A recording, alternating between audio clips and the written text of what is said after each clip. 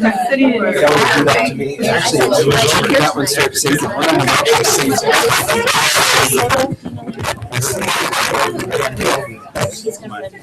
that'd be very good. Don't you think she'd be good? I got a son. Good. We're a few minutes late, but on a cold evening, that's probably not too bad a time. So we'll call this meeting LCCC Board of Trustees to order.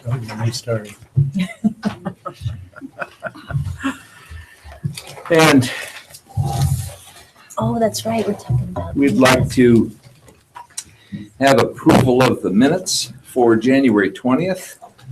If someone would make the motion. I'd like to make a motion that we approve the minutes of January 20th. I'll second that motion.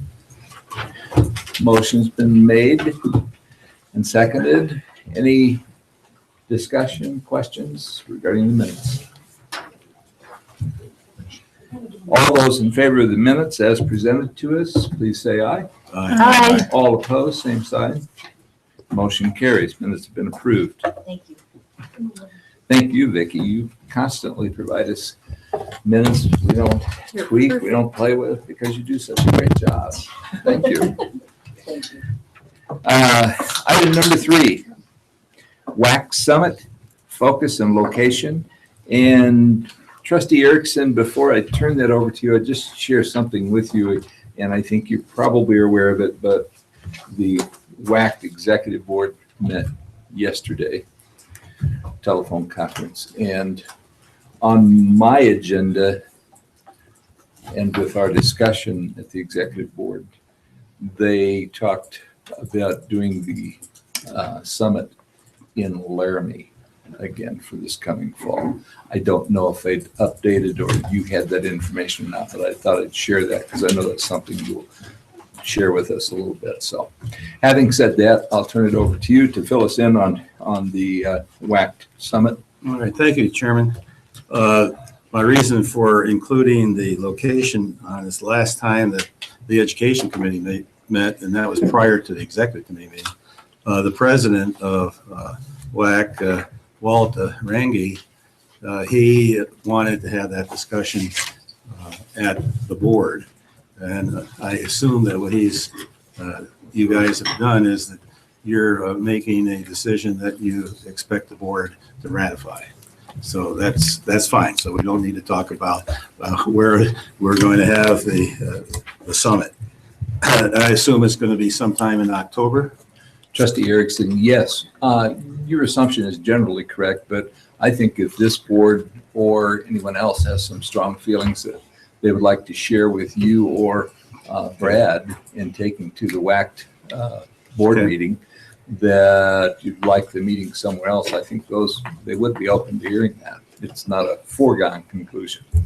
I don't have a horse on any arm in terms of where the location would be. So if that's the location that the Executive Committee is recommending, that appears okay with me. I don't know if the rest of the board, our board here, has any ideas other than Laramie. Laramie, I can see is probably a good place because we've had it there before. We've had success with attendance, not only from the university, but from our campus here. The thought earlier at another location was to rotate it so that maybe people from different parts of the state, legislators from different parts of the state might be able to attend. But as I said, I don't have a recommendation one way or the other. And if that's the Executive Committee's recommendation, that I would see that as fine with us, I would think.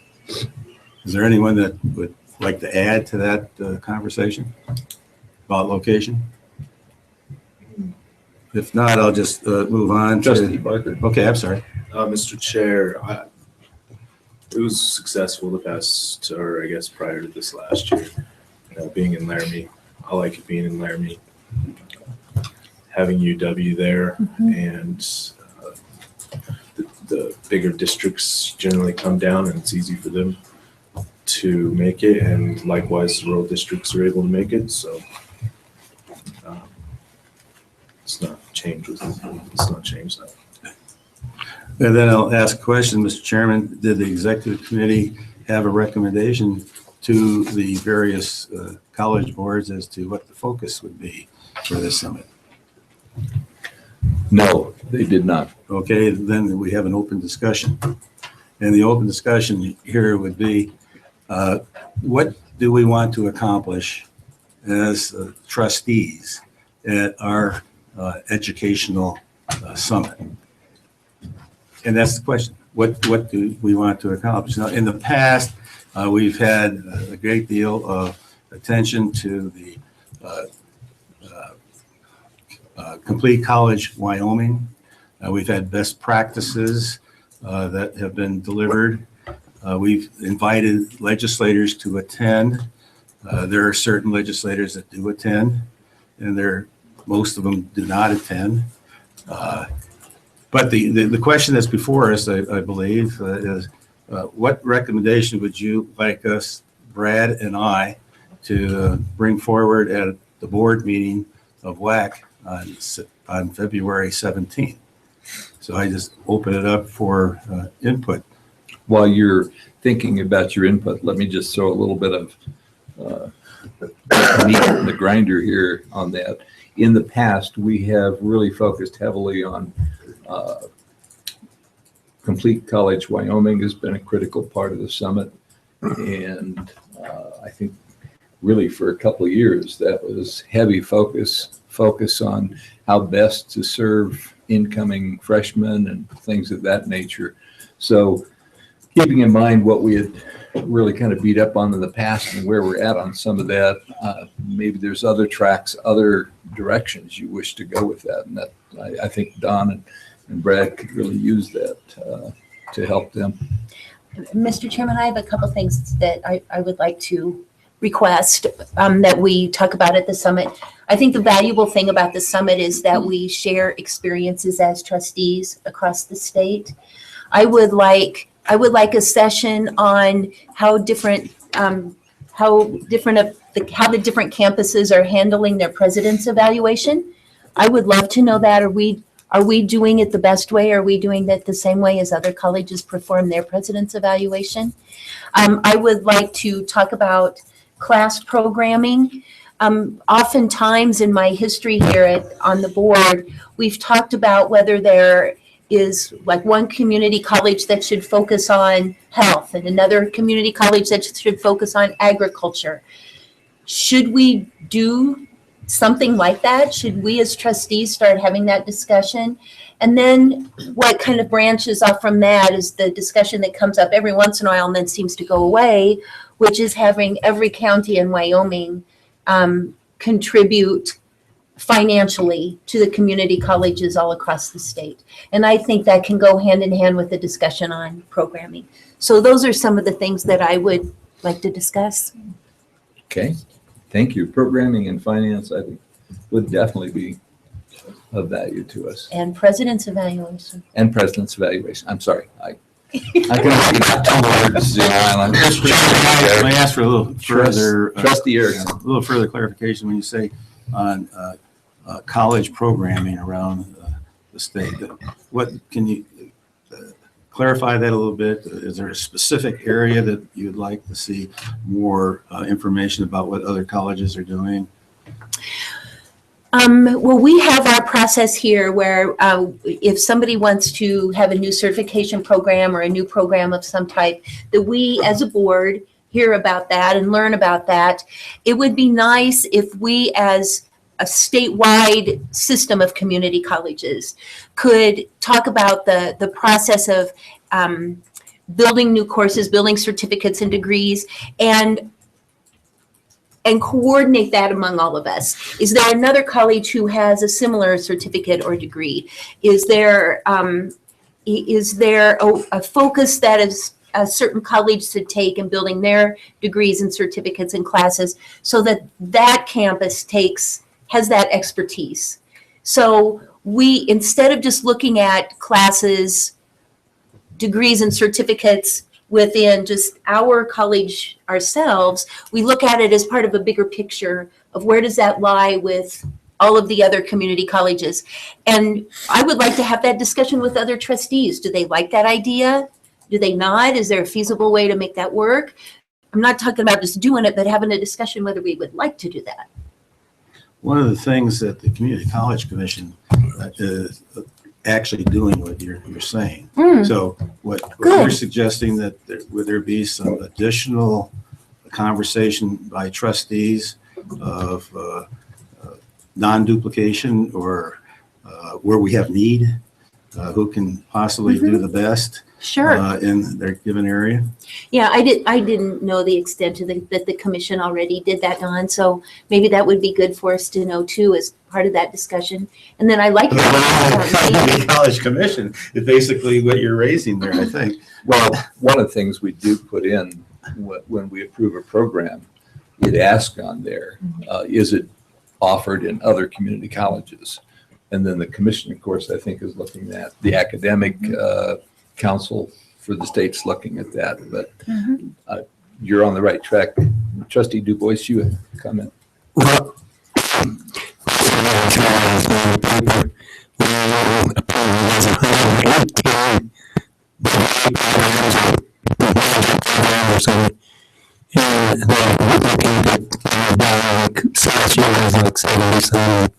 so I think we're better.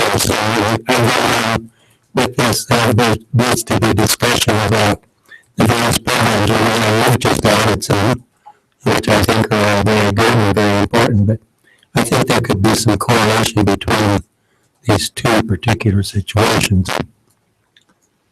So I would simply chime in and say, I agree. I think that discussion would be good because it also brings up the issue of local control and what you offer locally, and does it reach out regionally, and yeah, those are all, I think, very good points for discussion.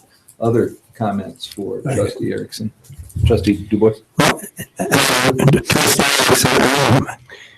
some confused and so far, I'm sure, but is this council in favor of this, or what are we talking about? This is a separate meeting. Thank you.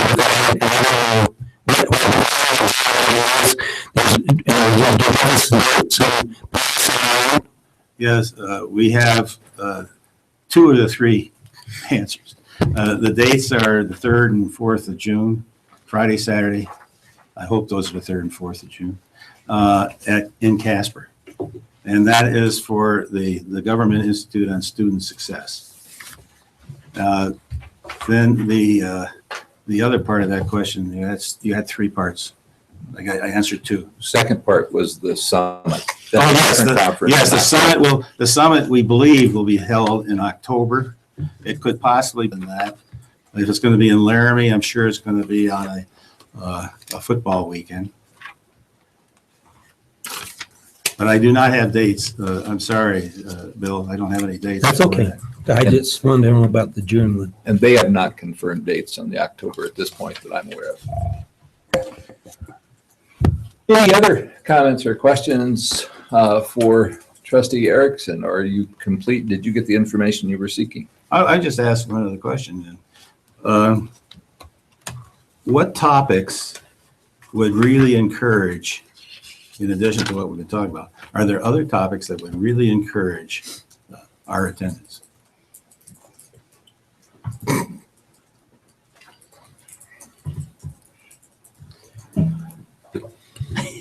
I think that's all. Mr. Chairman, members of the board, I've never been able to let an uncomfortable silence. I will fill that gap a little bit. You know, I think you're asking the right questions. Overall, this summit has sort of been a challenge because it's waxed and waned from a place where the colleges, our faculty, our staff, our trustees, our leadership can get together and talk about things that we're experiencing, talk about changes, talk about best practices. And then it's sort of swayed to the other side to being more about how do we engage policymakers, legislators, and stuff to use it more as a relationship building and a salesmanship type of component for them. And I don't know that we've found the perfect spot with it yet, but I think what we've heard, at least what the presidents and many of the folks across the colleges have been talking about, is there's greater value when we can get together and exchange ideas. And from my perspective, the summit really should focus on that. Certainly invite legislators, and if they're there, they can see this type of work taking place. But it really is an opportunity for us to truly get together and think about our practice more than within the bounds of our specific colleges, but actually across the state.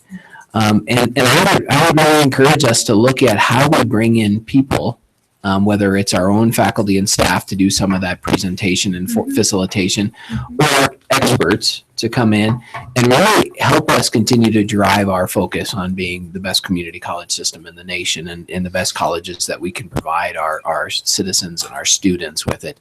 And there's some great ideas out there. I'm happy to share those with you, Trustee Erickson, as you guys start to develop. But from my perspective, that's really where the push needs to be. I think the topics that Trustee Little brought up would fit within that realm. In fact, the conversation about should we go back to the commission's old strategy or vision of having centers of excellence at each community college where we wouldn't compete, but we would invest resources. I think that fits with this whole concept of what are we designed for? What are we trying to accomplish? How are we the best, as a state? And so I think all those things would be helpful. But for me, that fall summit is an opportunity for us to get together and share and learn and leave re-energized with the work that we know we need to continue to do better. Well, if you think of something that you'd like to share with Brad, and I know many of you will be able to make the board meeting anyway, but if you can't, be sure to share your ideas with Don and Brad so that they can provide those to the board as they work on that summit program. Anything else, Trustee Erickson, on that? I think that's closure. Okay, we appreciate that, and thank you very much for providing that information and opportunity for us to share some ideas with WAC. The second item is proposal to add women's basketball, and I would preface this by reminding everybody that this is the first time this is coming to us. This is coming to us as informational in terms of, if you would, beginning the process of discussion. This is not a done deal. I believe that at some point we as trustees will take a position one way or the other on this. But at this point in time, it's an opportunity for us to receive information and ask questions about the potential for a women's basketball team. So having said that, and again, I will emphasize this is information. There is no item that says we're into the business of approving this. We're trying to discuss and find out what's best for LCCC. Having said that, Dr. Schaefer, I believe, do you want to say anything, or do you want to introduce Vice President Hay? Or Yeah, Mr. Chairman, members of the board, if Vice President Hay wants to give some opening remarks, I know then we'll have our Director of Athletics and Campus Recreation sharing the presentation, so I would turn that over to them. Sure, and thank you, Chairman of the board and board members, for entertaining this. This is an exciting thing for us to be looking at. When we hired Scott, we brought him in saying we would like you to look at our total athletic and recreation offerings and see how we can make sure that we're doing the best possible work that we can in those areas and serve our students and community well. And so in that group of things, we asked him to look at our athletic offerings too. And I'm no expert, as we know, in athletics, and so I really wanted his expert opinion and look at what we're doing and whether we're doing it well. I had some concerns about equity and balance in our programming and ensuring that we are in full compliance with both the spirit and the letter of the law. So in that, he did come to me and said, well, there are several things that indicate that women's basketball would be a good recommendation. And so I want him to just present that. And some of them are because it would be really nice to have it, but some of them really, truly are indicated because of our balance and our gender equity that we're required to keep according to Title IX. So, Scott. Yes, thank you. Chairman Mosier, members of the board, President Schaefer, thank you. I appreciate the time. This is really exciting for us, and I'm excited to be a part of this. When we look at some of our strategies that we have in place for our campus, one of them is growth. One of them is growing to become the best community college. And I personally feel that this is a step in the right direction. In visiting with our athletes, in visiting with student government who is here in support, our community as a whole would like to see women's basketball back at LCCC. As you know, in the past, we had it at one time, and when our sport programs were brought back, for whatever reason, women's basketball was not on the list. When we talk about equity in sport, there are a number of things that they look at. One of them is participation opportunities. And looking at our current roster list, we are currently offering 10 less participation opportunities with our women than we are with our men. This program would, of course, bring us up to an acceptable level when it comes to participation numbers. I'm an excellent computer guy. Would like you to know that as well. And I have put together this. We're not laughing. And I put together a little Prezi for you. That's the new terminology. We used to call them presentations, but now they're Prezis. So if I can remember how to do this, we'll go ahead and get started. And I'm just going to jump right into this. You do zooming real well. And thank you. I do have handouts for you so that you can follow along. So we are on, I was just going to share, we are on page 1. There we go. The reinstatement of women's. Thank you. You're all the way at the end. Yes, good. Let me try to refresh you. Yes. Oh, that right. Thank you. Okay. Thank you. And we shall begin. Bringing back women's basketball to LCCC will attract new students, reach out to diverse populations, and create new opportunities for our college and our community.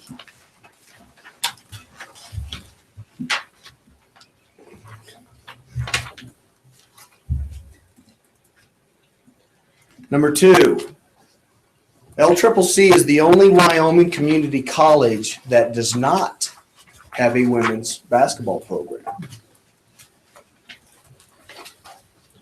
Next, out of our Region 9, which is noted in the light blue section, there are currently 16 teams in Region 9, and we are the only institution that does not offer women's basketball in the entire region, which includes states of Montana, Wyoming, Nebraska, and Colorado. Next, women's basketball creates opportunities within our service area so athletes can stay here and compete. Women's basketball will increase our enrollment with 18 new additional full-time students. Also, for information, we are students first and athletes second, noted by our average GPA this fall as an entire department with our sports teams. Our GPA, cumulative grade point average, was a 2.97, where the average right now for all of our degree-seeking students is a 2.57. Excuse me, please. Also, LCCC athletes are completers. Last year, our sophomore, 85% of our student athletes graduated from LCCC. We had a student survey come to my attention back in 2000, right at the end of 2012, while I was at South High School, asking us, would Laramie County Community College were to add a sport, what would you guys like to see? And I took it to our athletic department at South High School. And for us at South, it was overwhelming with women's basketball. In fact, most of our students did not know that we didn't have women's basketball.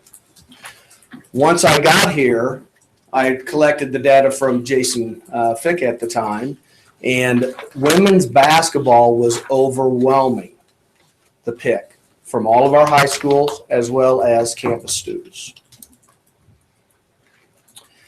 Finally, it's the word everywhere.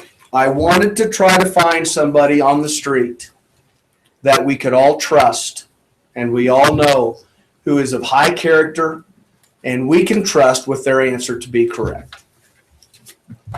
And so I posed the question to Goldie. Please work.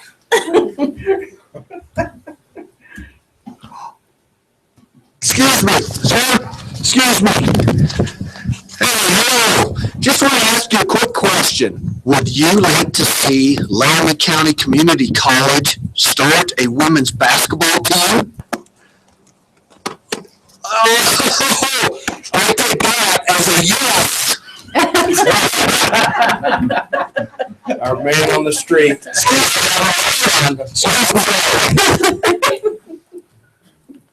Hey, hello. Just want to ask you a quick question. Okay. And it just makes sense. With the addition of 18 new students and their impact on the performance matrix, which goes into effect fall of 17, this would have a positive financial impact on our institution. In visiting with Mr. Petrie, there would be a positive impact. We couldn't talk about any of those details because the formula is quite complicated. But he assured me that this would bring a positive impact to LCCC. And finally,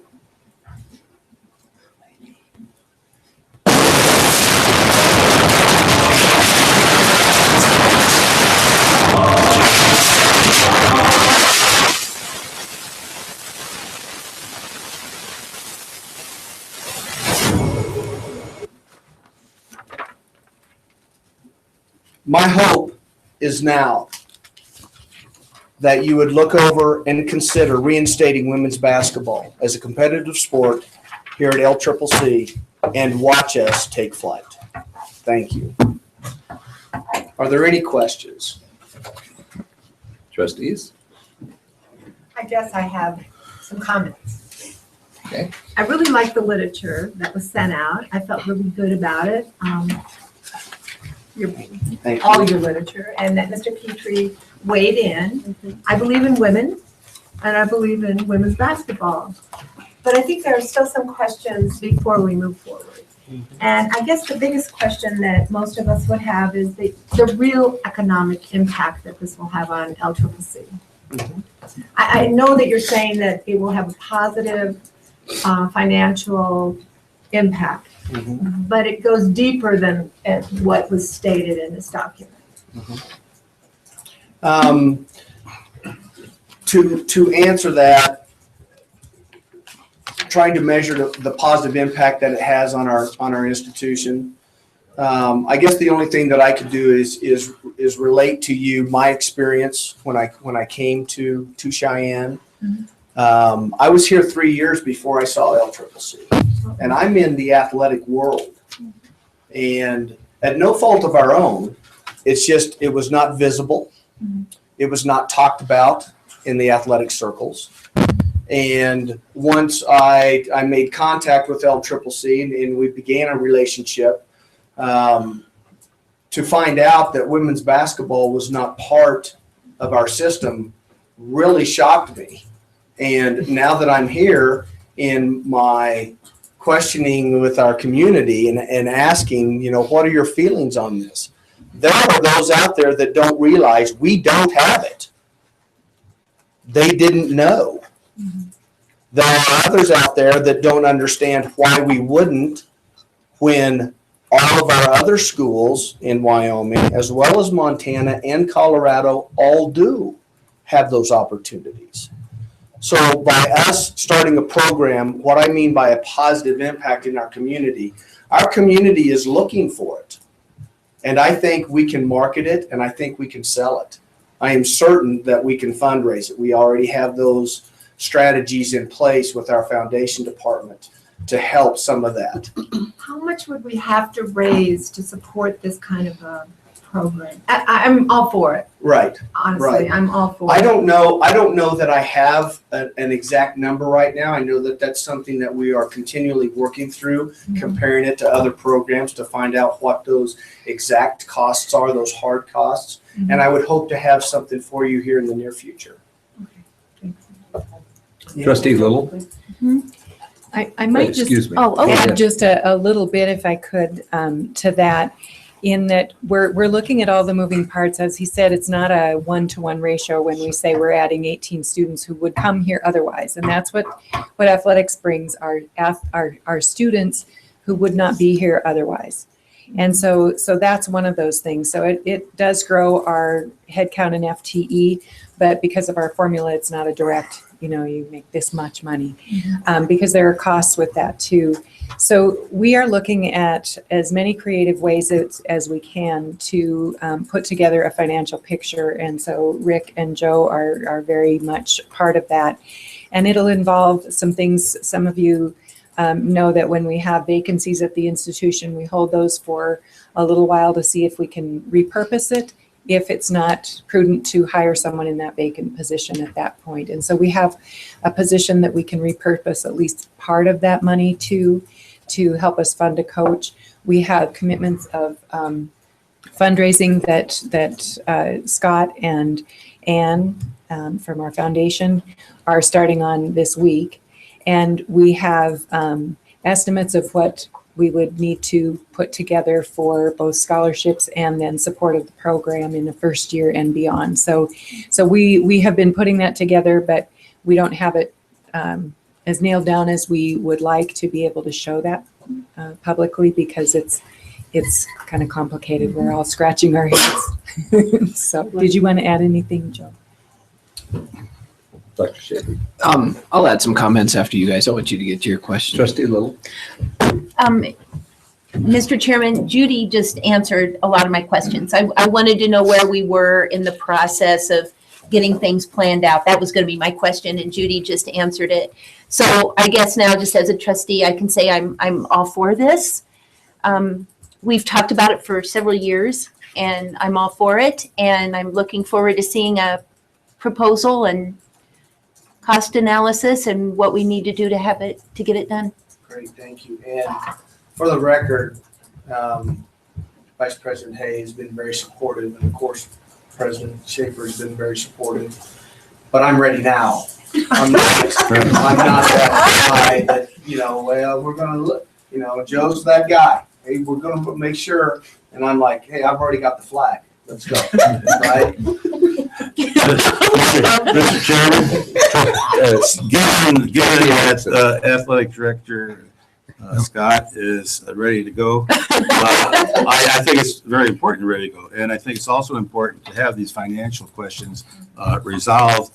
And I hope you can do that at the time you bring us the next rendering. I think that it's just, if I can use a basketball metaphor, women's basketball at LCCC is a slam dunk. And I think that we need to move forward with it. And from what I've been able to understand in talking with Scott over the last few months, is that it's going to be pretty much a wash.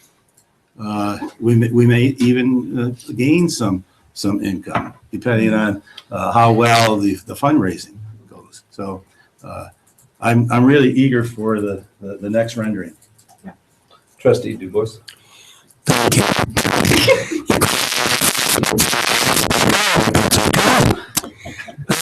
He wasn't a student, so we'll forgive it.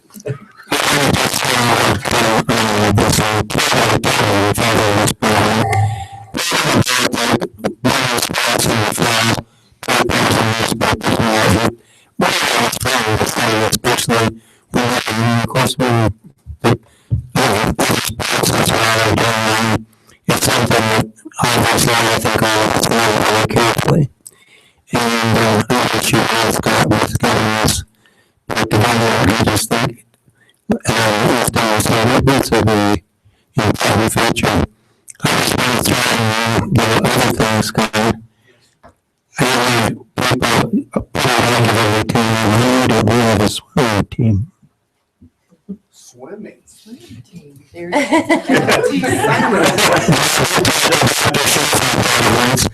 But there are a lot of people who think we're having a swimming team, so I just, I'm not in favor of all of it. Thank you. Trustee Lamas. Scott, this is wonderful. I'm ready to go right now, too. I went to school at Northwest Community College on an ag scholarship, livestock judging. Tried out for the women's basketball team and made it. I want to tell you folks, between the two of them, it made me a better person. Region 9 is huge. I played clear from Glendive to Miles City to Trinidad. And I mean, the bus trips, they're long. But Scott, this is what we did then may apply in a financial cost-saving measure. We stayed with the other team. So wherever we were playing or whenever they came to Powell, the girls stayed together. So most of the time we were in homes. And so we got to experience all these wonderful people, the wonderful house settings. I don't know, would it? Is that not? Oh, no, I know, it's Did you really give us that number of years? How long ago it was? Yeah, it was a long time ago. But it was great, and I think we should do this, and I'll step up and help. Great, thank you. You're welcome, it's wonderful. Trustee Barker. Mr. Chair, Scott, I think most of us are on board, and I love the idea. Anytime you can bring more athletics into an institution, I think it adds to the quality of life of the student. And speaking from experience, and I think just our biggest thing is the cost. So I mean, I think you have. I don't want to speak for everybody. I think you have full support. But what it just comes down to is how much is it going to cost and whatnot. So. Great, thank you.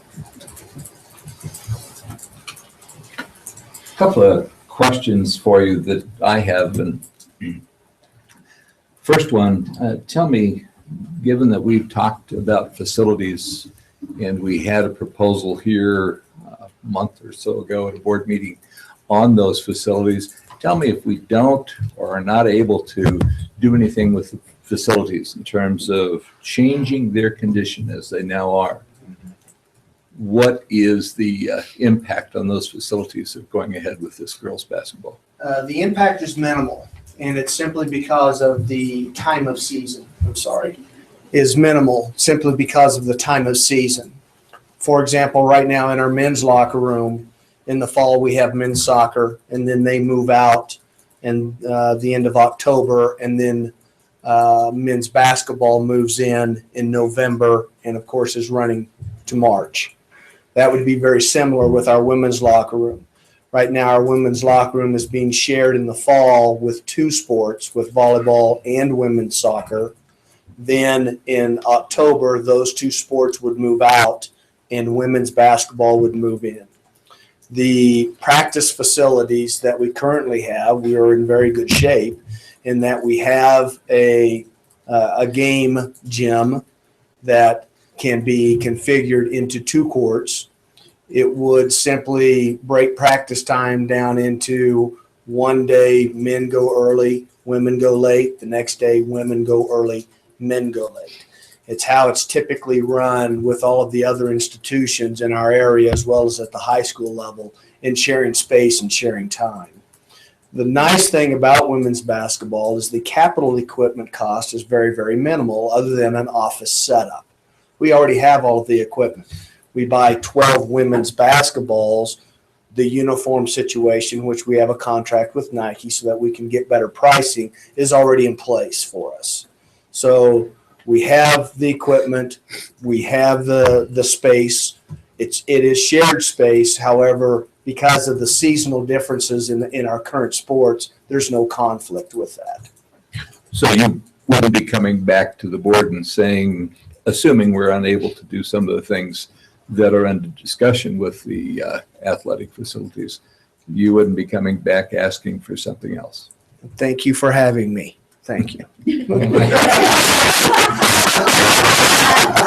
However, Trustee Erickson. Mr. Chair, I would assume that as we talk about our master plan, that we will bring back the discussion about the expansion of the physical education facilities. And at that time, we would be calling on you. Yes, and that would happen. Our facilities, as you are aware, are below par in relationship to the facilities that are existing in our state, let alone our region. And for us, with our location, as stated in the proposal, with us being who we are, the largest community college, with where we're at in the capital city of Wyoming, and for us not have the best, my job, my goal is to, over time, put us in a position to where we are the best. We are the focal point of our community, our state, and our national government because of who we are and where we are at. With that comes great pride, and that pride needs to show throughout our campus, not just athletics, but certainly throughout our campus. And we have a long way to go. What a great challenge. What a great challenge. Given that the door was opened earlier when there was a question about swimming, which was something I'd also wondered about, but before we look at anything other than that, I guess I wonder about an assessment of where we're at with athletics at the current time. Other programs are required to go under reviews, and I would think athletics, as we look at and know that we have basketball, football. You didn't laugh at that. No football. Well, we have flag football. Intramural football, yes. But we, in terms of sports that we compete in regionally, Yes. we have 5. Can you tell me how this fits with regards to the requirements? Are we looking at just the number of sports, or do we look at the number of student athletes? How do we make sure that we're balanced for Title IX? Correct. Title IX is measured in a couple of different ways when we talk about sports. We talk about matching programs. Right now, we fall within the limits of equitability in terms of sporting opportunities, which means we have a volleyball sport that roster team is typically 15. That is balanced with right now men's basketball, which is a roster team of 18. And then we have the 2 soccers, men and women's soccer. Those, when you look at it on paper, we're offering 2 women's and 2 men's. However, when we talk about participation, we are talking about apples and oranges. Now we have to look at roster and counts. Are we offering the same opportunities per participant as we are? We're not right now. Right now, our women are 10 less than our men. This sport would simply bring it back up. Your question about regional and other sports, what other sports does Region 9 host? Region 9 does not, unfortunately, host swimming. They do not. They do host cross country. They host golf. and they host wrestling. So out of the sports, we are majority of our communities, they do have cross country. We were golf national champions in 1991 and 1992, national champions. And members of that team are in our community today. And they've called me and we have visited. So this program is one, and each one is unique, and each one has to be taken on its own merit. And how is it going to positively impact our institution, our students, and our strategies? This is the one piece. Next year, I will be here again with another piece, and we are going to grow this school, and we're going to grow.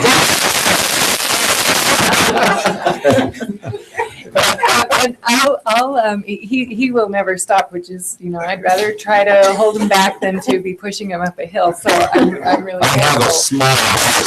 Yes. But we are, to the question about assessing the quality and the efficacy of our athletic programs, absolutely we're doing that. That's part of the non-academic program review that you've heard about.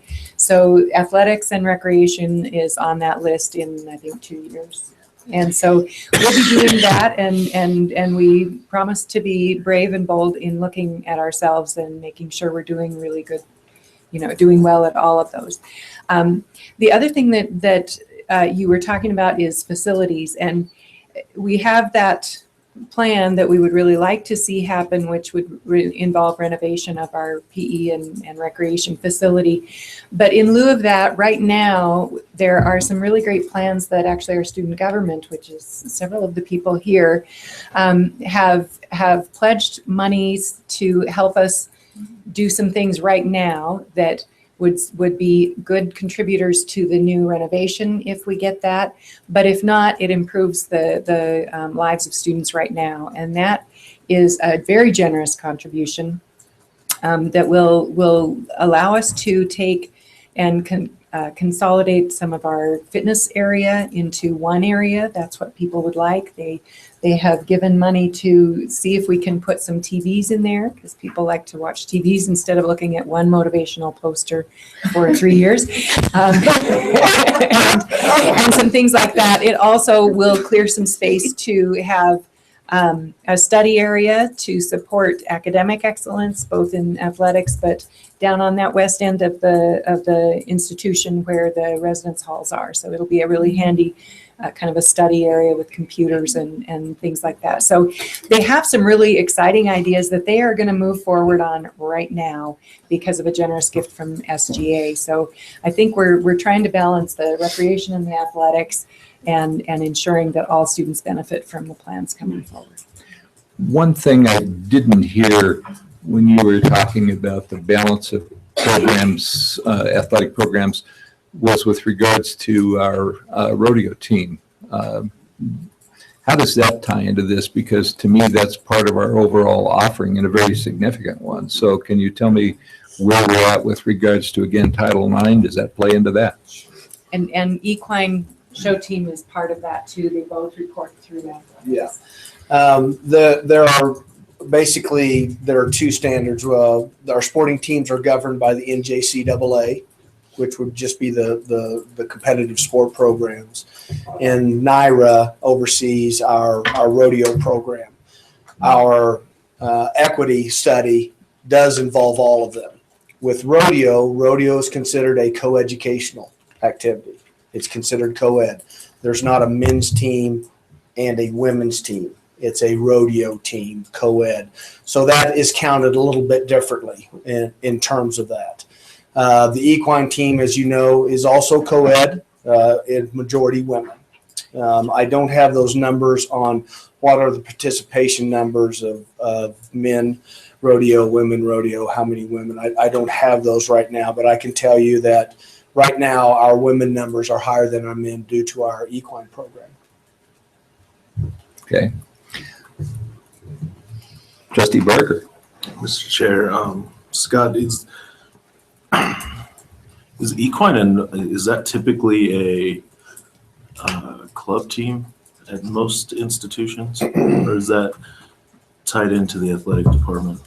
I'm trying to remember. If you were to look at the equine programs that are out there, a majority of those programs would fall under a club status. In my discussions with rodeo and equine, in sitting with them and having conversations of how can I, as an athletic director, help your program. For me, working with competitive sports is very, very easy. I've done it my whole life. Rodeo is unique to me, other than, I rode a horse, Rebel, and a hack bridle, and, I know a little bit about it. And equine, I'm a novice. I don't know a lot about it. So our 2 meetings that we had just this last month were about, do you want to be part of the athletic program? And if so, how do you see me helping you? What do you need from me? What do you want from me? Brian Wilson was involved in those discussions. Tom, our barn manager, of course, our coaching staff with rodeo and equine. And all of them said, we want to be housed under athletics. It just gives us more legitimacy if we are considered an athletic sport.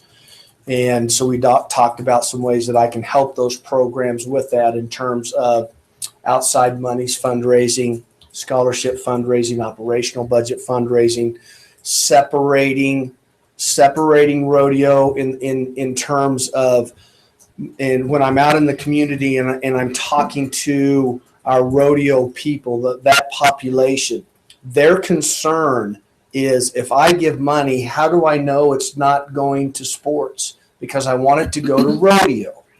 And so we're doing some things in the foundation with Lisa.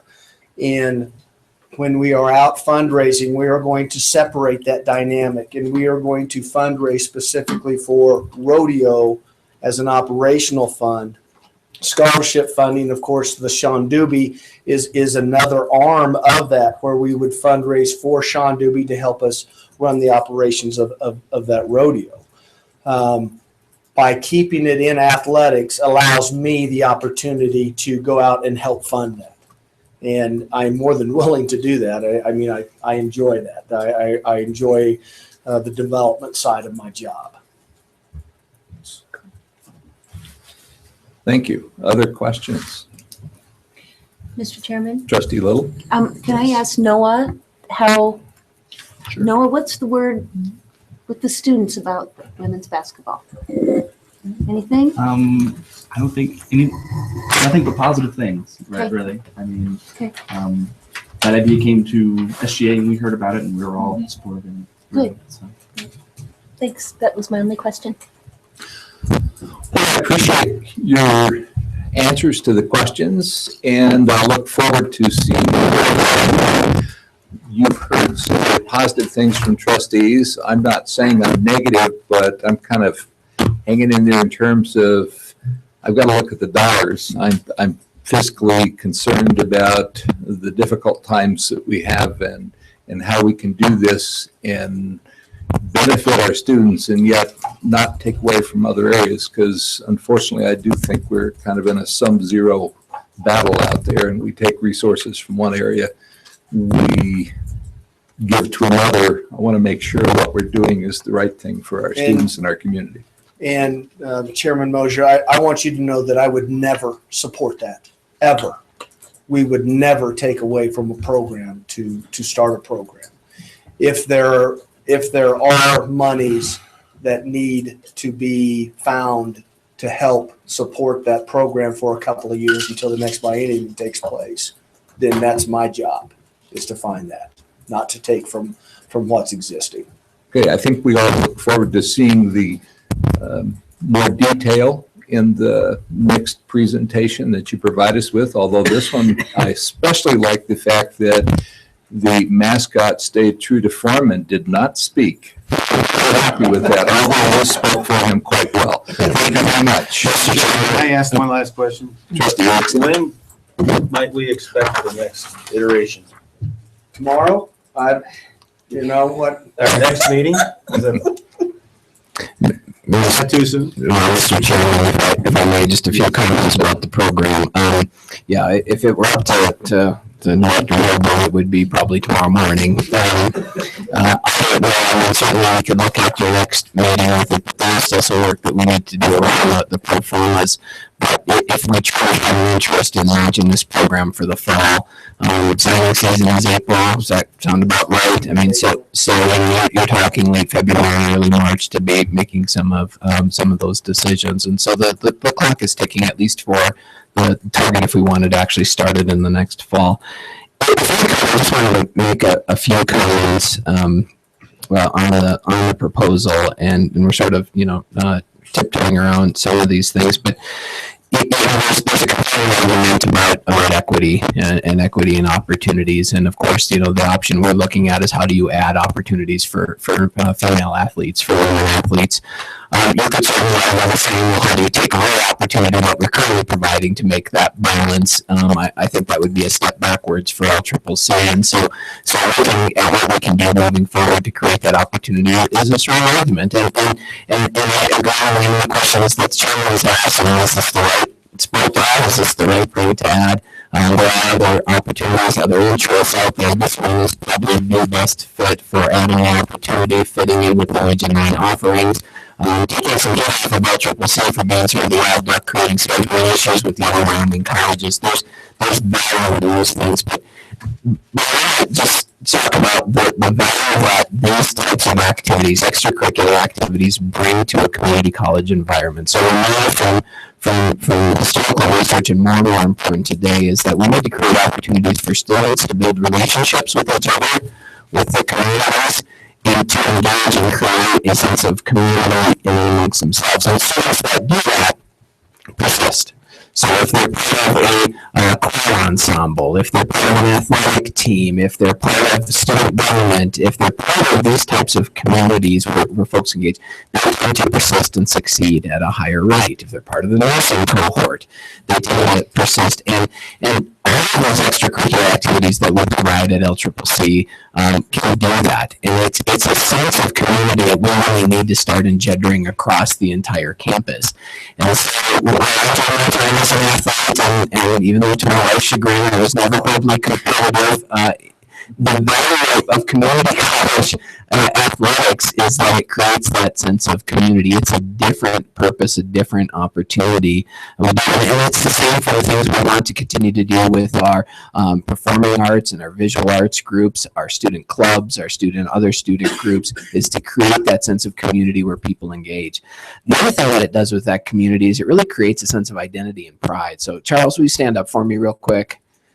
See this jacket and see that logo on there? That is the LCCC Athletics logo. That's the Eagle logo. He wears that as pride. Charles, do you play sports for us? I do not. Yeah. But you feel connected to who we are because of that logo and that eagle, correct? Yeah, it represents us. Yeah. So that's the power that thanks, Charles. You can sit down. that wasn't staged, by the way. It was good to see him here. But that's one of the key differences. This isn't about, Scott, plug your ears. This isn't about winning national championships necessarily. This isn't about getting to the stage. I know that. Yes, we want to have winning teams, but it's about giving students an opportunity to engage around something they love that furthers their opportunity to attain an educational goal. And that's what makes athletics in the community college really unique. And so to me, that's the interest. And it's why I would like to see other extracurricular activities, even non-athletic ones, continue to take shape here, because I think that will help us. We've been looking at these numbers, and Vice President Johnson has been very prudent in encouraging us, saying, let's just not throw numbers out there to get a sense of where they're at. So I'm going to ignore him and just throw a number out there. As we look at this analysis, it will have a net impact on the general fund budget over the next biennium. And I think with fundraising goals that we've set and said, we need to raise this if we're going to start it this year, we can't have an impact on the general fund for this fiscal year. So whatever we do to start up has to come from other funds. We got to start that. And we need to really mitigate and look at any type of net fiscal impact it would have coming forward, because as the chairman aptly points out, we're in some pretty tough tough economic times. We're not sure exactly how the financial situation is going to pan out. So we need to look at that, and we need to have some assistance moving into next biennium to help us with this program. And so we've asked them to do things, look at partial scholarships, ramping up scholarships so that we can still generate tuition and fee revenues. That will be new revenues coming in as well. But, in our best assessment, when we look at that, this program is going to probably at least cost us $45,000 over the next 2 years. The grand scheme of things of a $47 million budget, that's fairly easy to consider. But we've got other important things to consider. We've got to consider additional custodial staff for new buildings. We have to look at the instructional offerings. There are a lot of things we have to consider. So we have to find ways to mitigate that over the biennium, and I think we can do that. Long term, I'm with you. There are opportunities we should add: cross country, golf, swimming, Trustee Du Bois, and possibly even that wrestling sport. But one of the things we simply have to do if we're going to do that is we have to provide greater relief off the general fund for athletic scholarships. It's one of the reasons we've asked the foundation as one of their priorities to help us build the Golden Eagle Scholarship Account and the Booster Club. That's one area where we have not done as well as other community colleges in building up that account to fund athletic scholarships from areas other than the general fund. And we have to do that so we can ensure there's equity in the opportunity of all extracurricular activities. And we've tried to put more money into other extracurricular activities as well, but we still need to make that equity and that parity as we go across. So there's some long-term work we have to do as we try to hold Director Noble back on scaling some of these things. But this really is one of those programs where I think for what it provides in equity, what it provides for community, and really what it provides for opportunity for ladies right here in Wyoming to actually continue to play basketball at the collegiate level and engage that community, it seems like it's a good fit. We've got more work to do. We'll bring you back a finished proposal and a pro forma, but I think it's probably on the right track. So thank you, Mr. Chairman, for indulging my comments. Appreciate those. And at this time, normally we'd wait till later, but at this time, since we have you folks here, Noble and Hay, we take public comment regarding this issue. So if anyone has any comments, we'd go ahead and take those at this time.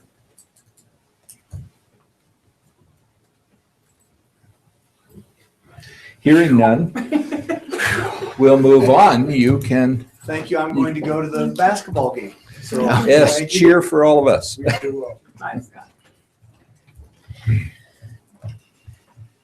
We have no approval items tonight, but since we haven't heard from the president yet, we thought we would have the president's report, and the first thing up is the enrollment.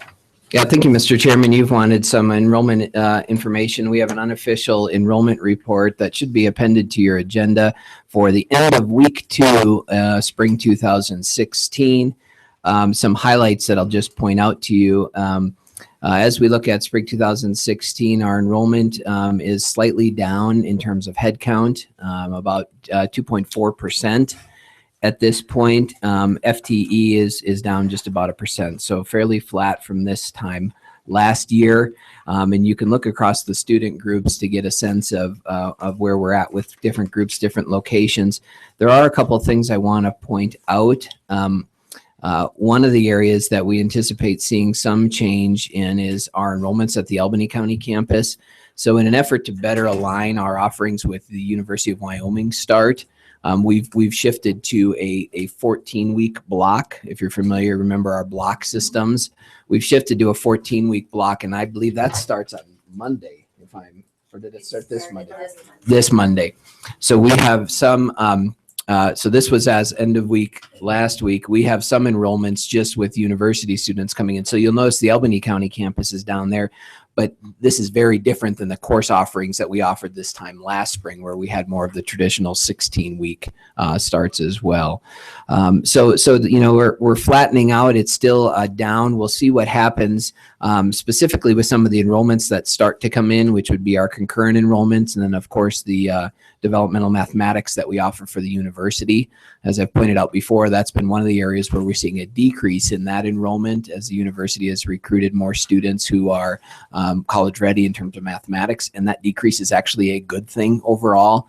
We would hope that we would be serving fewer students in developmental mathematics for the university, but it gives you a sense of where we're at. I'm always reminded by our institutional researchers to point out these are internal, informal, unofficial reports. We'll do an official census report here shortly, and then of course as we get through the end of the semester you'll have a final report. But because of our block system and the changes there, we do have that fluctuation in overall enrollment.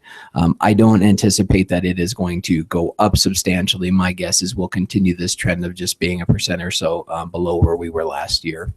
I'll pause there, Mr. Chairman, if you have comments or questions. Just real quick, in your comment, percent of below, is that with regards to FTE or head count? The head count, which is our total count of individual folks registered, was down about 2.4%. FTE, our full-time equivalency, only down 1%. So what that's saying is that we're continuing to get those students that are here to pursue more course credits, go full time, actually get on that path to completion. It's also a continued indication of students who were maybe here part-time and are working who have been sort of pulled back into the workforce. So we're seeing fewer of those folks that are attending part-time, taking fewer credits, and that's why FTE hasn't dropped as much as the overall headcount has dropped. How about persistence? Do we have any data on persistence at this point? Mr. Chairman, members of the board, I do not for fall to spring persistence, but we will shortly because we'll calculate term persistence to get an indication of it. Looking at these percentages, it's hard to tell, but we always lose some students from fall to spring. I think our continuing students on this report were down just about 2%, less than 3%. Generally, I think we lose more than that. So my hope is that our fall to spring persistence rate is actually slightly up for this year. And some of this is just the shifting of the type of students that I think we have engaged at the college right now.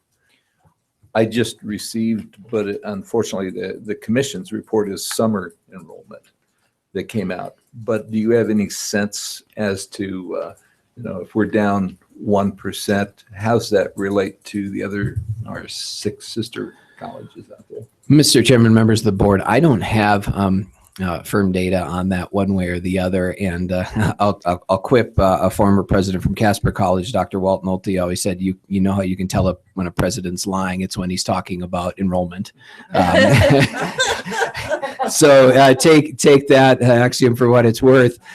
In general, though, community colleges across the state have been struggling with the same issue, a decrease. I anticipate, especially in the energy-rich communities where they've experienced some of the downturn and the layoffs, that we will see probably a correction, as we typically do in community colleges. As unemployment goes up, so does enrollment. Laramie County has actually been faring quite well in terms of overall jobs. In fact, our unemployment has stayed pretty static, and we may be picking up people moving to Cheyenne to get these jobs. So I think we're going to see some upticks probably in areas like Gillette, possibly at Western Wyoming Community College, and from what some of the economists project, even possibly here, although that impact usually shows itself about 9 months after major layoffs, just because of severance packages, unemployment. It takes about that amount of time before people start to find their way back into the college. I will say this, and I know it seems odd and it feels very uncomfortable to us. I don't know that should we see a massive uptick or even a significant uptick in enrollments as a result of the economic downturn here, that always means a good thing. Yes, it means that we have an opportunity to engage a new student and help them find a new educational goal, but we can't overlook the fact that sometimes higher education is also a safe harbor for unemployed individuals. And with the focus on outcomes, the focus on loan default, the focus on completion rates, the focus on reemployment, all of those things, we also have to recognize that the students we get, we are ultimately accountable for. And so it's just one of those things I caution us against. And that feels very odd. We want to celebrate if we see an uptick with the economy. And there are opportunities there, but that doesn't always mean that it's going to positively impact our progress on completion rates and getting students to succeed. And so just I'm hoping I'm being doom and gloom, and and it doesn't show that, but it is one of the trends that we've seen in community colleges over time. Thank you. I kind of jumped in first. I apologize to other trustees. Any questions for Dr. Schaefer regarding enrollments? Mr. Chair, Joe, we talked about this a couple weeks ago, just recruiting in general and enrollment and whatnot. And I can't help but think a little bit more as far as us as a board, how we can help boost enrollment. Likewise, have those students persist. And my natural thought is to go after the traditional student, if you will. And, as we talked about a little bit last time, guidance and who to recruit, what we as a board would like the institution, Joe, Judy, and student services, what we want them to do. Definitely not from a procedural standpoint, but overall the goal. I mean, do we want to go and recruit more in Colorado? Do we need to recruit more in a certain section? Do we need to bring students in for a particular program more so? My first thought is jump into Colorado, but I mean I know we recruit there as it is, but we have a pretty reasonable tuition and it's cost effective, but at the same time we've known that those students many times don't persist here, especially going into the more urban parts of Colorado. So and I know this is more of a conversation for another time, but as a board, and maybe something to think about is, Joe, this is what we want you to look at down the road. So on where to recruit, or how, I guess, not how.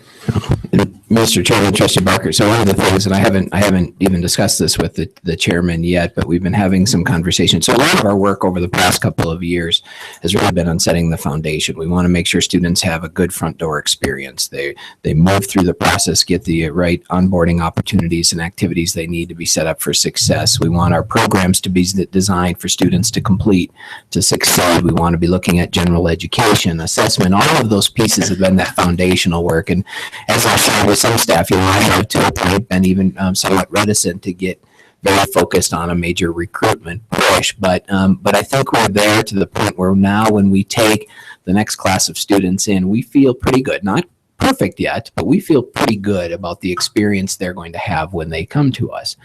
And so one of the things that we've discussed, and again, I haven't shared this with the board chair, I don't know, but you have a retreat planned in March, or at least we're looking at March for a retreat.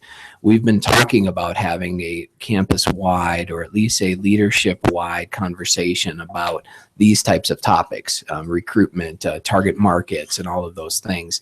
And one of the concepts we've been kicking around is whether or not we should do that as a combined activity, a board retreat, a leadership retreat, where we come together solely with the focus of what are our future plans in terms of how we want to look at enrollment long-term for LCCC. And we have to consider a variety of things. If it is traditional age, out-of-state students, then the residence hall comes into the conversation. If it's local adult students who are working, then it's program offerings and scheduling conversation. If it's the high school populations, it's identifying where we're strong and where we're not. There's a series of demographics, but it's one of those things that would be probably timely to sit down and talk about right now. It could be a good venue. It would be a very unique venue, and we'd have to figure out protocol with a board retreat and having, some of the leadership team and some of the deans and directors there. But I think that would be a very timely and probably a very fruitful conversation to have if the board is interested. And we can follow up with the board chair and the fall, but it seems like it would be apropos to dig into that level of activity at this point. And I know the staff are ready for it as well. Mr. Chairman, Yes, Trustee. I would like to have that discussion at our retreat in March.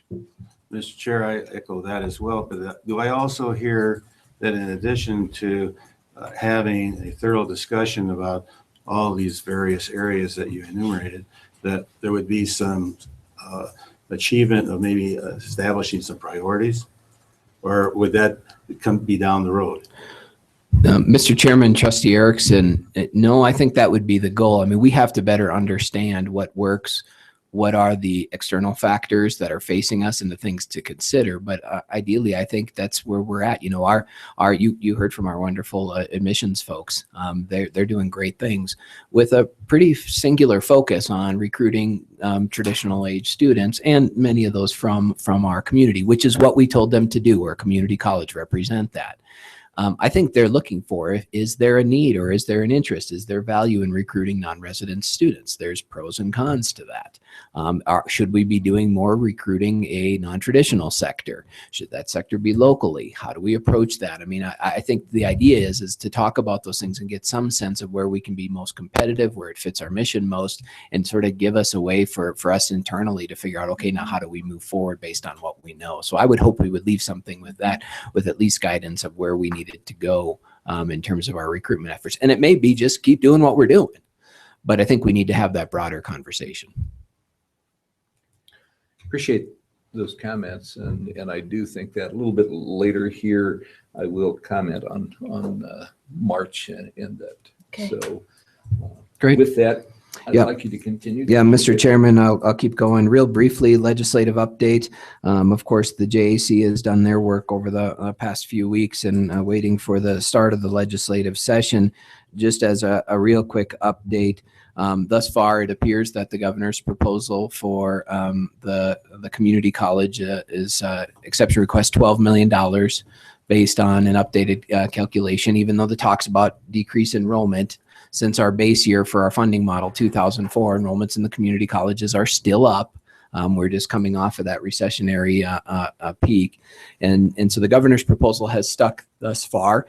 As you're out there talking with your constituents, colleagues, friends, and know that, you know, the one piece that seems to be getting hung up a lot is that this actually equates to a $2.5 million reduction in total biennial funding from what we received in the current biennium. So, you know, to compare apples to apples, what we received this year was about $14.5 million for this type of funding, plus our state aid block grant. And what's being proposed is $12 million. It is an overall reduction from what we received this year.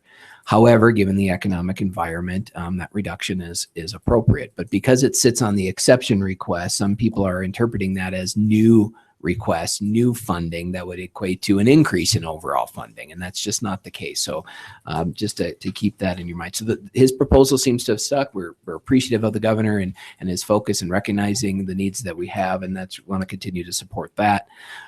Capital construction thus far, the only project I believe that's actually in the JAC markup is a project at Sheridan College.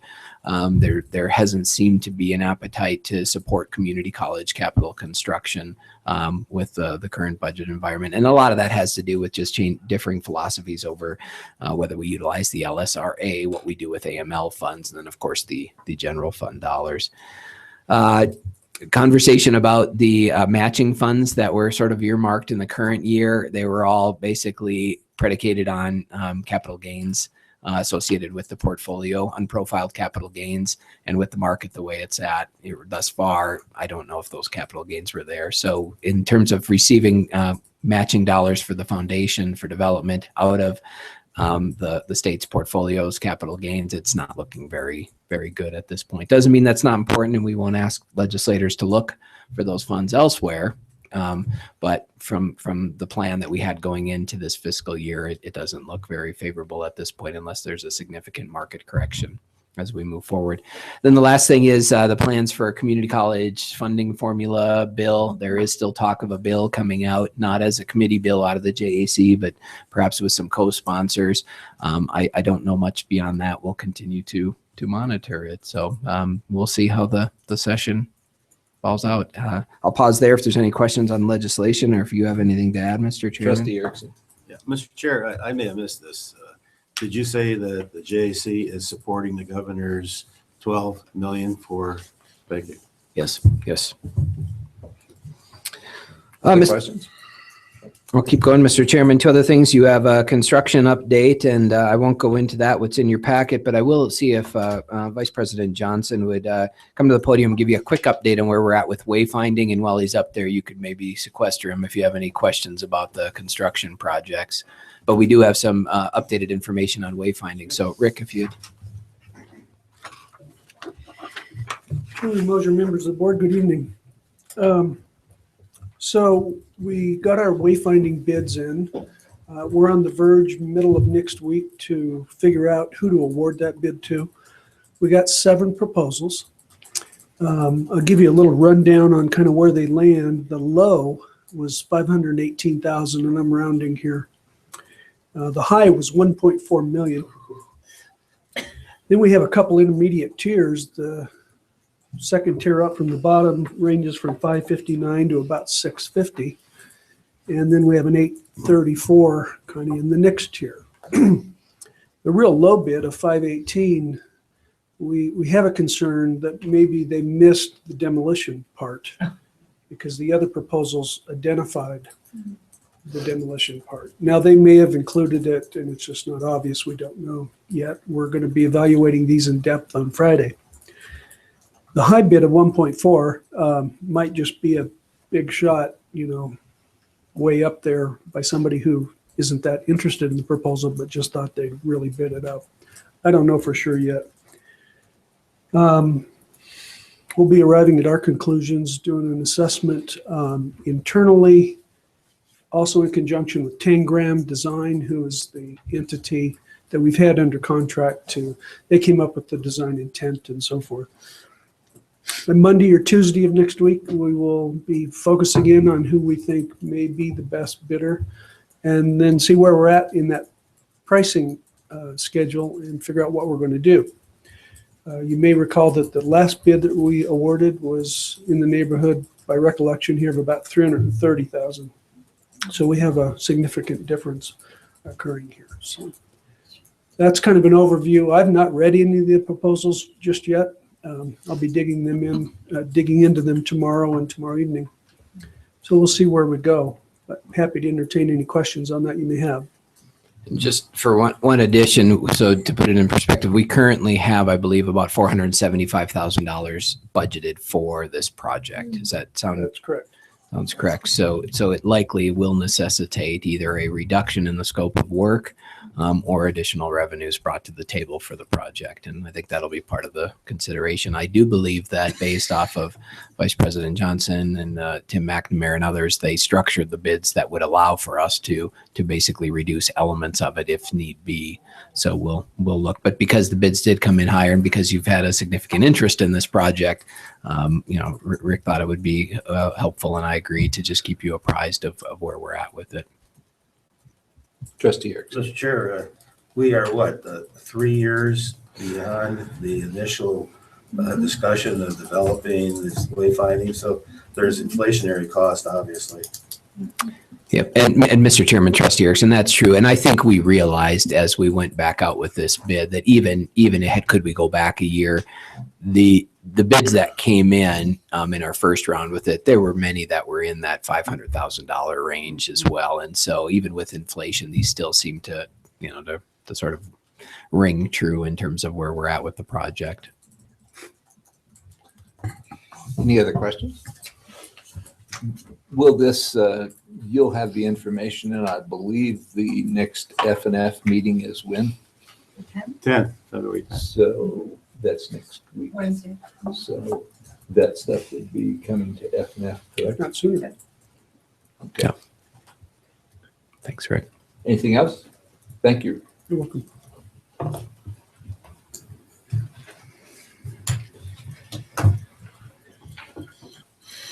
I have a couple of items, deal with one that we talked about a little earlier, and that is the retreat. I believe the college spring break does it start or end March 18th? I forget which. It starts March 14th. Okay, so it ends March 18th. Student knows, right? Yeah. I should have asked, right? Ask him what he's done in his class tomorrow, and he probably won't be able to tell you, but we got spring break now. Okay. The reason I asked that is at one point we had talked about trying to do spring break, our retreat in that time frame somewhere there. And so I would ask, and maybe Vicki, we could send out something and see if we could get a date set. But before we try and tackle that, we had not decided whether we would try to do something, for example, have lunch, come at 11, get started, have lunch, a working lunch, and stay till 2 or 3.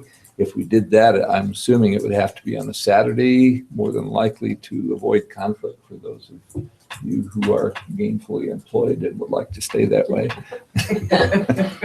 So, or if we do it on Friday, maybe we could do a late afternoon and go maybe, if I'm too early, say so, but try to start at 3 or something and run till maybe 7. I'm thinking we probably would like to have around 3 to 4 hours of good time. Any thoughts on that from you folks? Well, since you're asking, I prefer Saturday. I'm just saying what I prefer.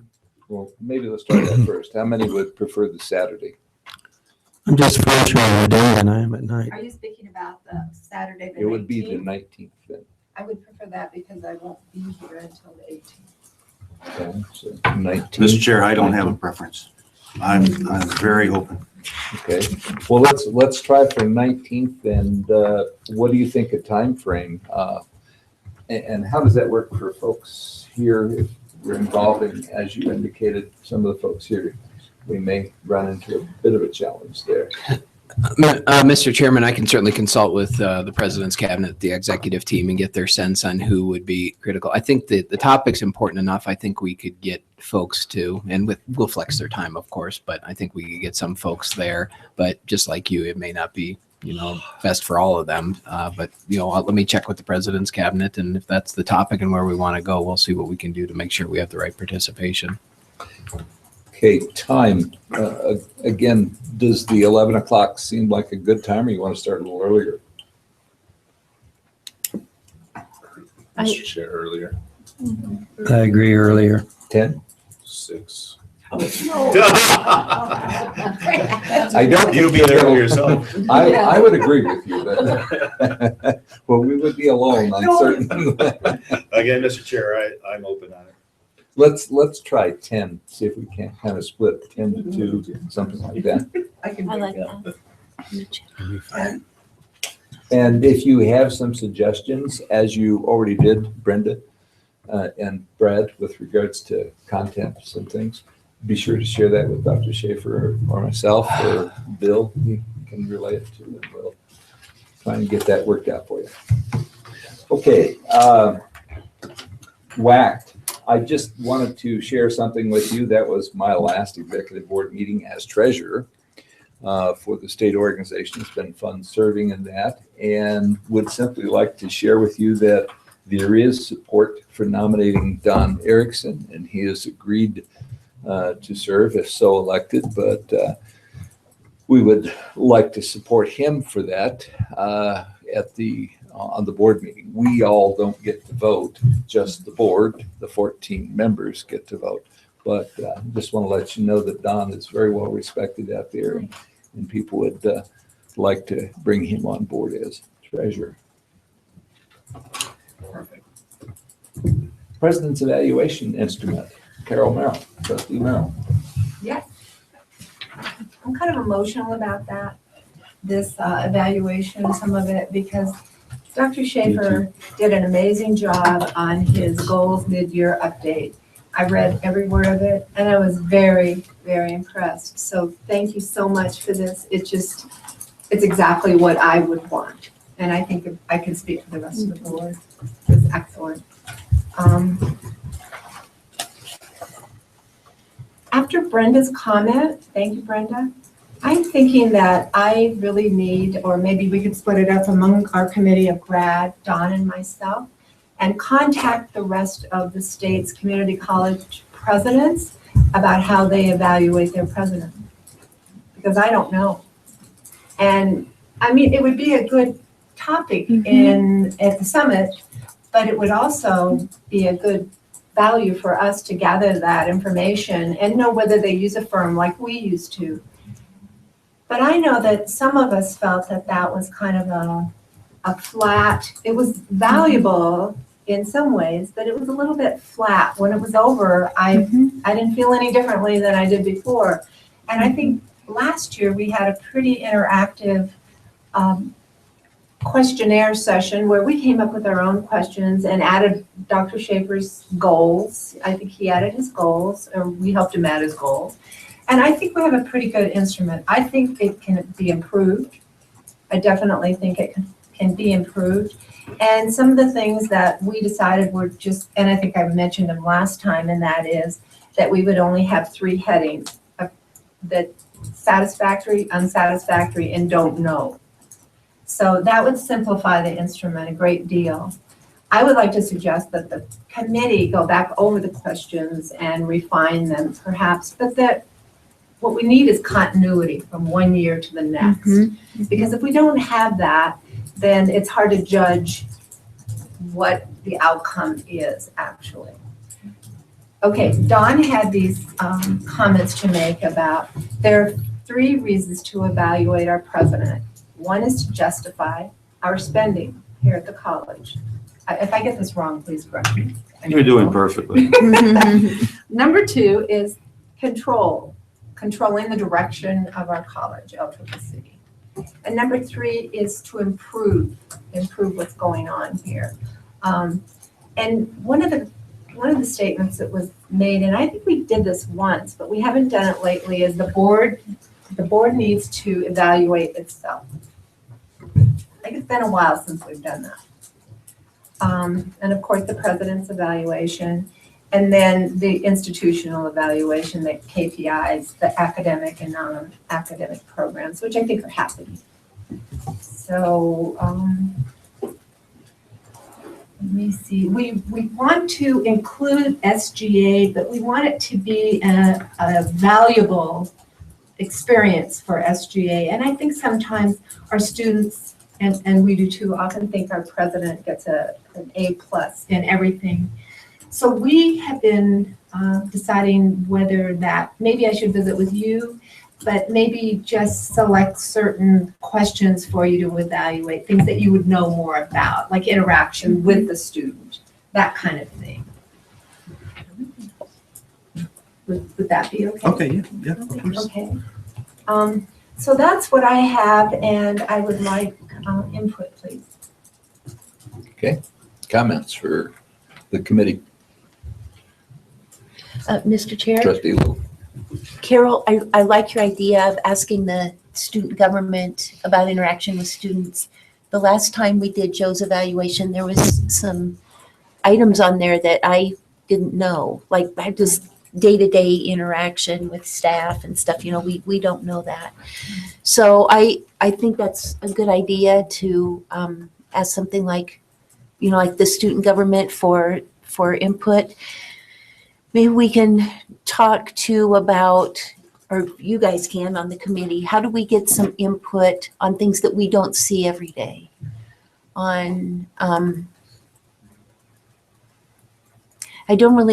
We did kind of a survey thing before, and I didn't love that because it ends up just being negative. So, well, not the whole thing, but you know what I mean. We had that experience. Kind of flat. I think it's kind of Flat is a good word. Flat is a good word. So I don't know if there's any kind of way we can, I don't know, get a sense. And maybe we can get that idea from some other community colleges. How do they do that? That's why I liked your suggestion. I think it would be very valuable to talk to some of those folks and see how they do it and just to see their reaction.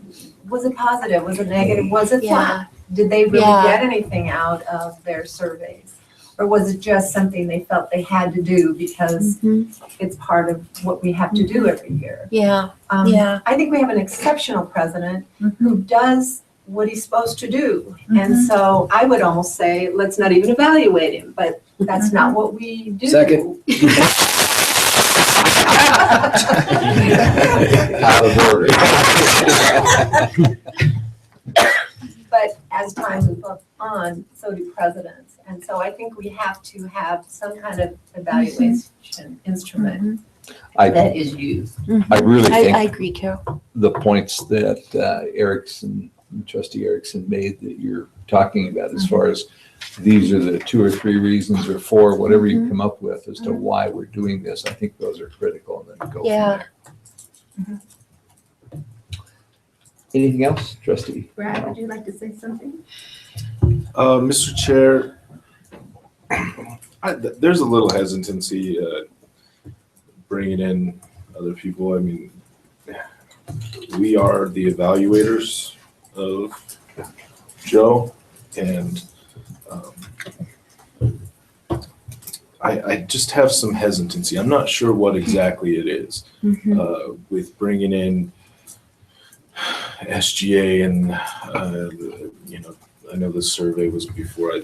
I don't know what my hesitancy is right at this moment. I'd have to think about it more. There's something there, and I think as a board, that's our job to do the evaluation. We'll get feedback one way or another. If he's doing a great job, if he's doing a bad job, but I don't know that it's our role to facilitate the faculty and staff to tell us if he's doing a good job. And I don't know if that's how to say it. That's what I want to articulate, but I have I'm very hesitant with those, so just my opinion. Trustee Moore?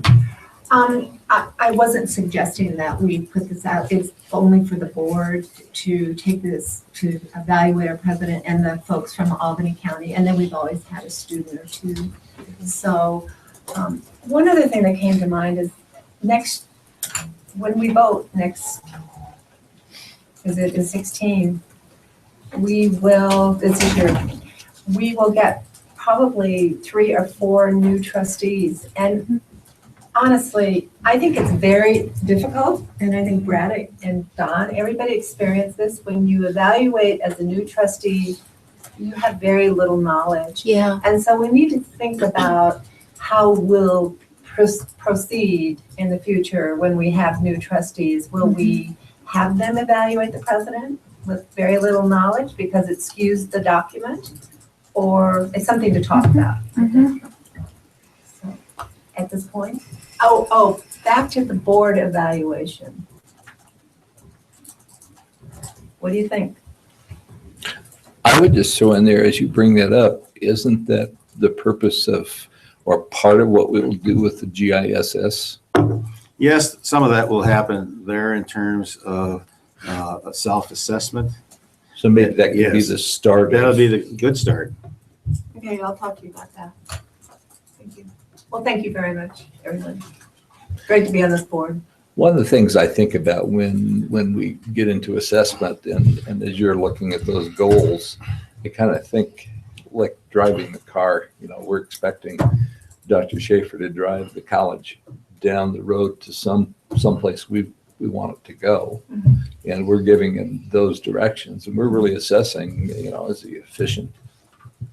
Is he effective? Did he get there? And how did he go about doing it? And so I think those kinds of things are addressed in part in those questions that the committee's developed. So I look forward to seeing those. Well, and the other, excuse me, go ahead. No, it was. No, go ahead, Bill. Trustee Boyce. Because if it's what would lead us, I would really be happy. Just coming back from a warm, I thoroughly agree. Can I second that motion?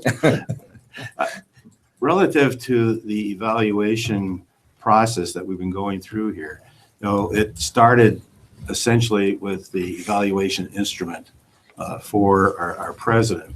And the committee has discussed expanding the role of the committee to look at the institutional effectiveness as well as our own board evaluation. Now, fortunately, we have a president who has brought to us an institutional effectiveness program through Kim Bender. But in the future, with a different president, that may not occur. So we've been talking as a committee that we kind of like to formalize the the role of the evaluation committee may even lead to a policy for the board. So we're kind of discussing that as well. And we'll probably bring some more information on that as to some wording for a possible policy. Okay, Trustee Merrill. And the last thing that I would like to note is in May, Dr. Schaefer will bring us another final report before the evaluation, which I find extremely valuable. Thank you. Okay.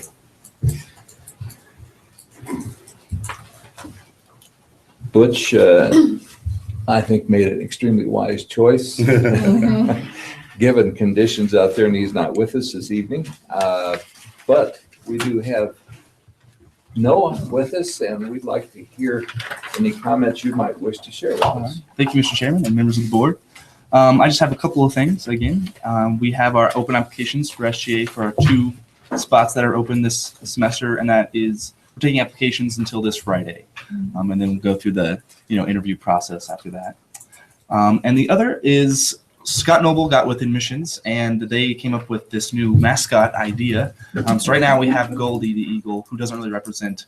Well, that's our mascot, but like he doesn't physically represent our little logo here, right? So like that there, the new design, which is Talon, that's his new name, looks a lot more like that. So that's exciting. And he talked to SGA about it, and we're still trying to figure out like how we're gonna go about recruiting. So who would be the mascot? How many people would be the mascot? And then like any kind of like scholarship ideas, whether it be like a book scholarship kind of thing. And so we're still trying to figure that out, but that's where it's at right now. So. Yeah. That's excellent. Cool. So you say the mascot's name has been selected as Talon? Talon, yeah, that's the new one. Right now it's Goldie the eagle, technically. So. Okay. I could see a good cheer. Trustee Barker? I think we're in trouble. Go ahead. Thank you for changing the name from Goldie to Talon. I think he was a graduate.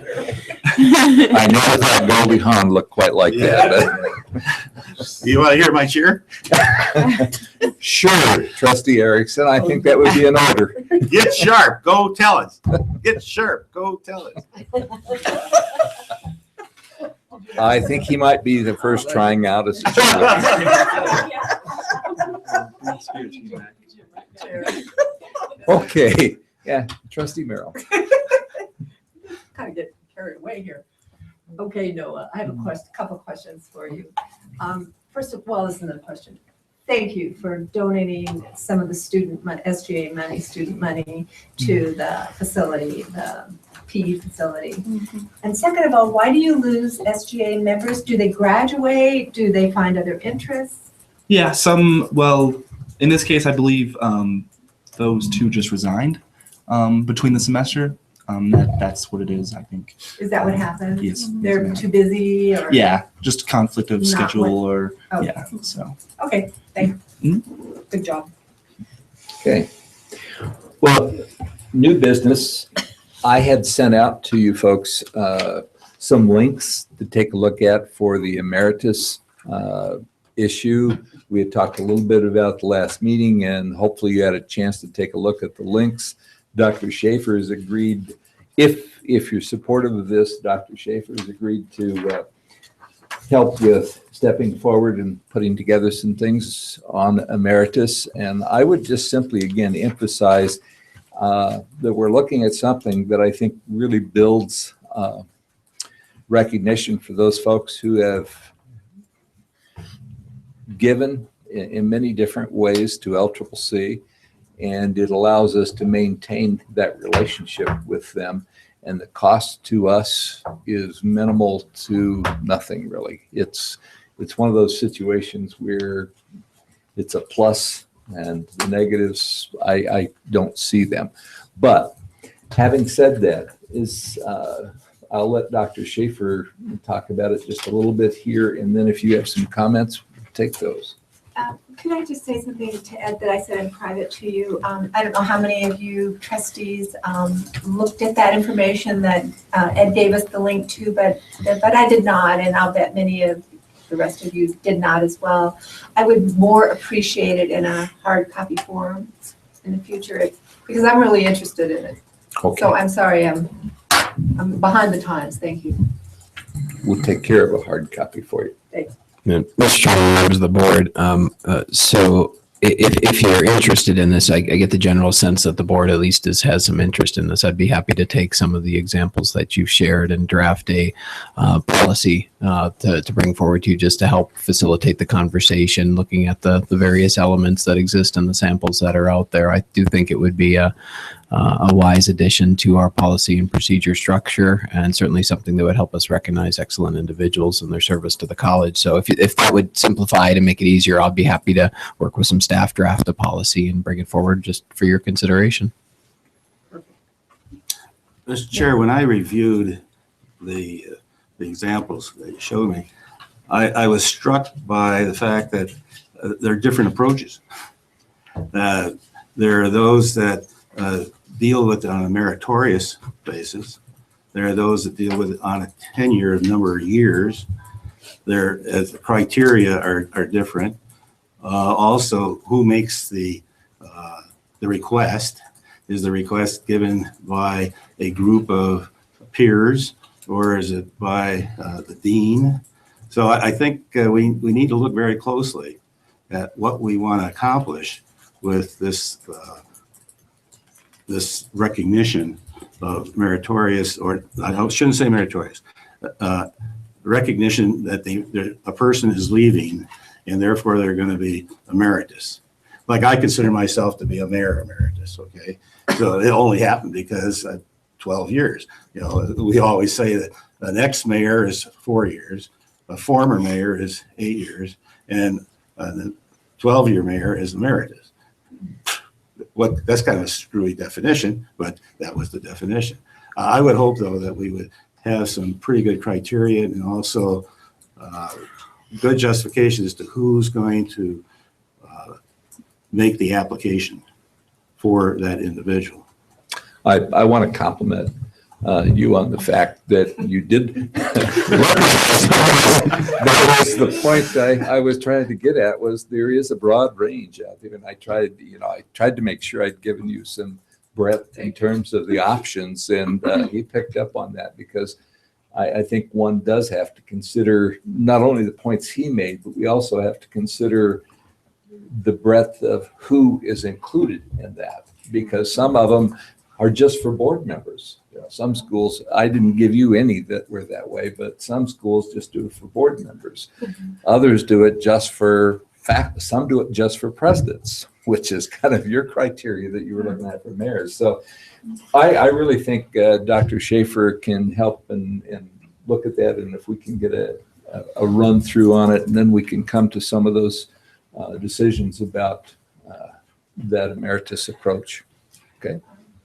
Trustee Merrill. Chair Mosier, is emeritus just for someone who is leaving the college, or could someone who's already retired receive that award as well?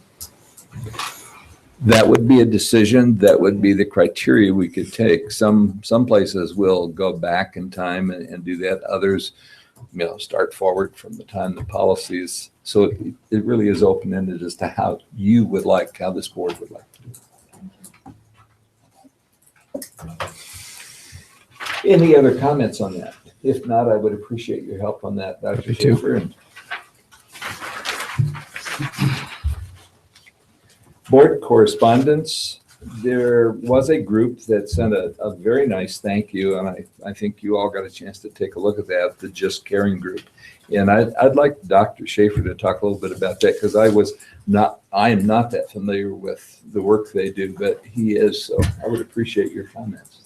Thank you, Mr. Chairman. Just briefly, this originated from, and I don't remember if it was it Vice President Johnson that originally sort of suggested that, or can't remember if that or if it was Tammy, that one of the ways that the executive team could really gel and work together was by considering service activities, and if we could do some type of service activity. And I know we still have the slate out there for something with the animal shelter, I believe, but this was an opportunity because of one of our employees in IT, John Schneider, who works with a group called Just Caring, and essentially what they do is they coordinate opportunities to feed the homeless, and it presented itself as a great opportunity.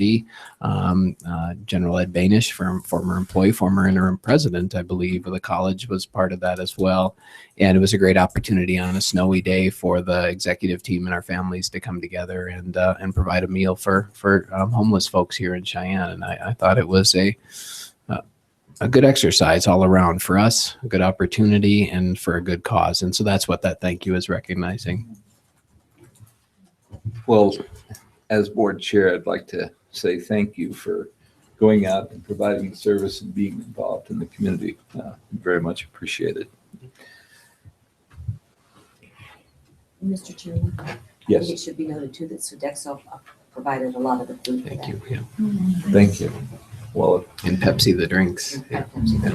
appreciate they're doing that. I think that again is part of the college here, is reaching out into the community. I know we have a service learning person in terms of Jerry Griego here, who's been involved in that for years, and that kind of activity is, I think, so important. You made the point earlier about students who finish, who persist, being involved in things, and I think that's just one of the great areas that really work well. Well, I know it's cold. People want to get home, and I know Trustee Dubois is looking at me like, "Shut up, Mosher." No, you didn't say that, but I think that's what I should do. If there's no other business, I would entertain a motion to adjourn.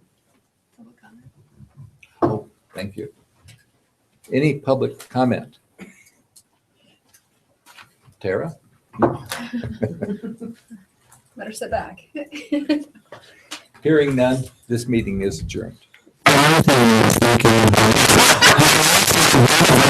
a little bit of scotch. No, I wasn't thinking of anything else. Was not Well, thinking that's if you good. should shut up. Great. I think it's a great idea.